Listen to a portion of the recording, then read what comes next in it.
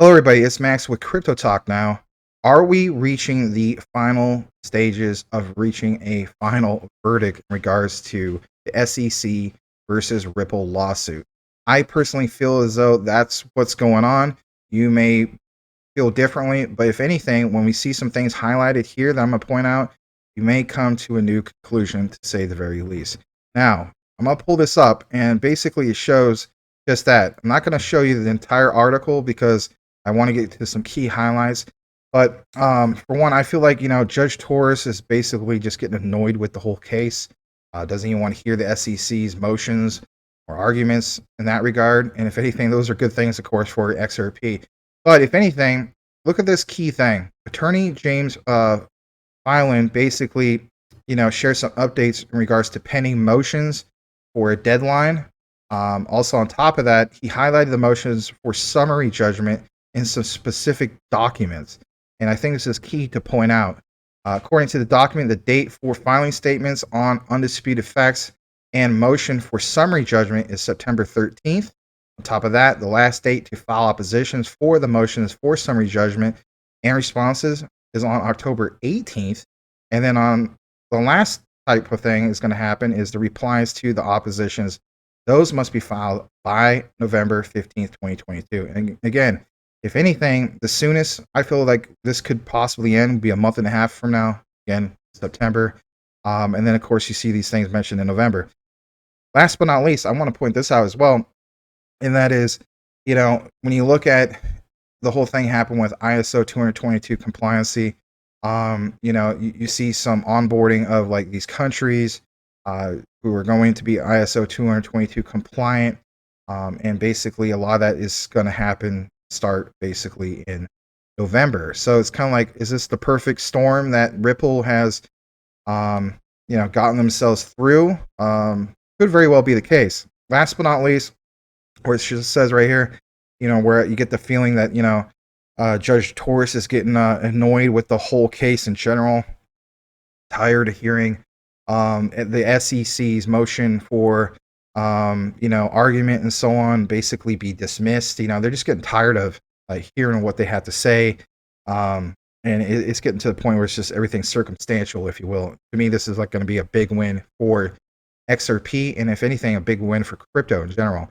Where you see where it says Judge Torres had dismissed the SEC's argument regarding Deaton's submission of a response. Following this action, the attorney would get the option to criticize the SEC for adopting a contradictory stance. I mean, basically, it's just that. I mean, they're getting tired of hearing, the arguments. It's just a lot of, circumstantial evidence, if you will, doesn't hold water, as the saying goes. Now, in regards to something else I want to point out, and of course, shout out to one of our members of our community, Michael Cornwell, who does a lot of great reporting for Crypto Talk Now. And that is this. This is kind of a side thing in regards to, not being putting the focus on the Ripple case. But it's worthy to point out, especially if you're a XRP investor. So Mike says, many won't even know they are using crypto. They will just be swiping their debit cards. And I feel it's just that, when you see a statement like this, on top of it says a lot of people will be using XRP, XLM, Stellar Lumens, XDC, and so on, right? ISOs, right? And blockchain, but they won't even know. So again, a lot of people will be using these and as well as blockchain, but they won't even know. It'll all happen on the back end. How true is that? Fast payments, fast settlements, all going through the networks. Yet the average person will have the slightest clue it's the cryptos of gold, And like this other statement, 5 billion people use the internet, less than 1% understand the nitty gritty behind it. And I think that is a very, very true statement, to say the least. But again, back to what Mike Cornwell is saying, many won't even know they're using crypto. They'll just be swiping their debit cards. Guys, that is the key thing I definitely want to point out because, like I mentioned also in this tweet, think about it, guys.